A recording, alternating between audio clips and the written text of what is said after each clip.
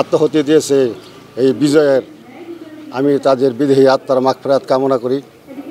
এবং পাশাপাশি এই মুহূর্তে দেশের অস্থিরতা নিরসনের জন্য দ্রুততম সময়ের মধ্যে একটা সরকার গঠন করা উচিত। তা না হলে দেশের এই নৈরাজ্য, দেশের এই অরাজকতা আরও বৃদ্ধি পাবে।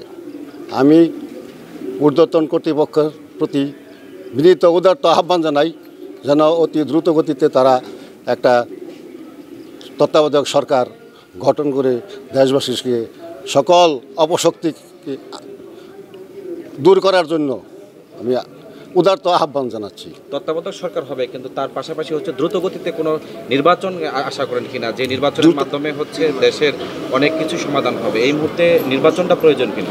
নির্বাচন প্রয়োজন।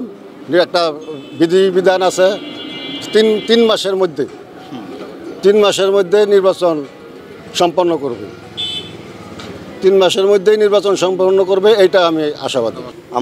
আমরা সবাই চাই যে শান্তি শৃঙ্খলাভাবে যেভাবে ছাত্ররা সততার সাথে এগিয়ে আসে এই দেশটাকে নতুন করে স্বাধীন করলো, আমরা সেই ছাত্রদের যে একটা সম্মান সেটা আমরা রাখার জন্য অবশ্যই চেষ্টা করব।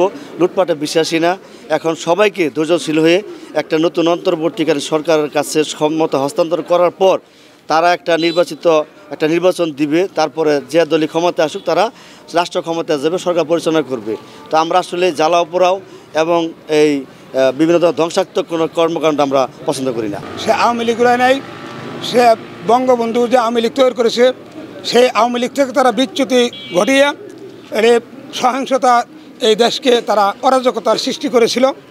এই জন্য এই সারা বাংলাদেশের স্কুল কলেজ ইউনিভার্সিটির ছাত্ররা এই দেশের মেহনতি মানুষের পক্ষে দাঁড়িয়ে তারা যে আন্দোলন করে এই দেশের মেহনতি মানুষকে তারা একটা নতুন দেশ উপহার দিয়েছে। এই জন্য এই ছাত্রদের আমরা আমাদের জনগণের পক্ষ থেকে আন্তরিক ধন্যবাদ ও মোবারকবাদ জানাই। যারা দেশবাসী আসি আমি সকলের প্রতি আমি একটা এই ডিবিসির সংবাদের মাধ্যমে আমি একটি আহ্বান রাখবো সকল জনগণের পক্ষ থেকে যে এই স্বাধীনতাটা যেন সুন্দরভাবে আমরা ধরে রাখতে পারি। বাংলাদেশ সশস্ত্র বাহিনীর প্রধান যে সুন্দর নির্দেশনায় সে একটি আপোষ মীমাংসা করে দিয়েছে, সে স্বৈরাচারী সরকার সে পালিয়ে দেশ ছেড়ে চলে গেছে। এইটাই আমাদের আকাঙ্ক্ষা ছিল যে আসল দেশের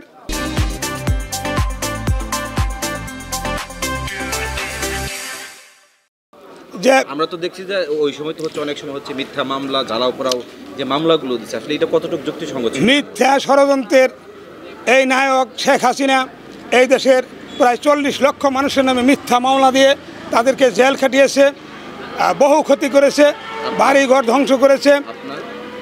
আমি নিজেও আমি মাসের পর মাস কারারুদ্ধ ছিলাম, আমি আমার পরিবার থেকে বিচ্ছিন্ন ছিলাম। আমি এই জন্য আল্লাহ পাকের কাছে শুকরিয়া আদায় করি। আল্লাহ পাক এর ইশারায় ওই ছাত্রদের আন্দোলনের মুখে ওই শেখ হাসিনা স্বৈরাচারী খুনি সরকারের পতন ঘটেছে। আমি সকলকে এই জন্য ধন্যবাদ জানাচ্ছি। অন্তর্বর্তীকালীন সরকার 3 মাসের মধ্যে নির্বাচন দিতে সক্ষম হবে, কেননা এটা তো তেমন বড় কিছু কাজ নয়। এটা আমার একটু পিছনে যেতে হয়, 1984 সনের কথা আমার বলতে হয় যে 1984 সনে যে নির্বাচনগুলি হয়েছে দেখেছি পরস্পর মিছিল মিটিং হয়েছে, বিরোধী দল বন্ধুত্বপূর্ণ সম্পর্ক ছিল, তাদের মধ্যে সহিংসতা ছিল না, তাদের মধ্যে এরকম যে একজন আরেকজনের প্রতি আক্রমণ করতে এরকম ছিল না। আমি চাই যে অন্তর্বর্তী সরকার এসে এমন একটা সুন্দর নিরপেক্ষ নির্বাচন দেখ, সেই নির্বাচনে যেন গণতন্ত্র সত্যিকারভাবে গণতন্ত্র উজ্জীবিত হয়। সেই গণতন্ত্রটাই আমি সাধারণ মানুষ হিসাবে আশা করি আমার ভোট যেন আমি প্রয়োগ করতে পারি। ক্ষমতার অপব্যবহার করে পুলিশ প্রশাসন দিয়ে উনি ক্ষমতায় টিকেছিলেন, হাজার হাজার মানুষকে গুম করেছেন, কত মায়ের বুক খালি করেছেন তা বলতে গেলে শরীরের রোম শিহরিয়ে ওঠে।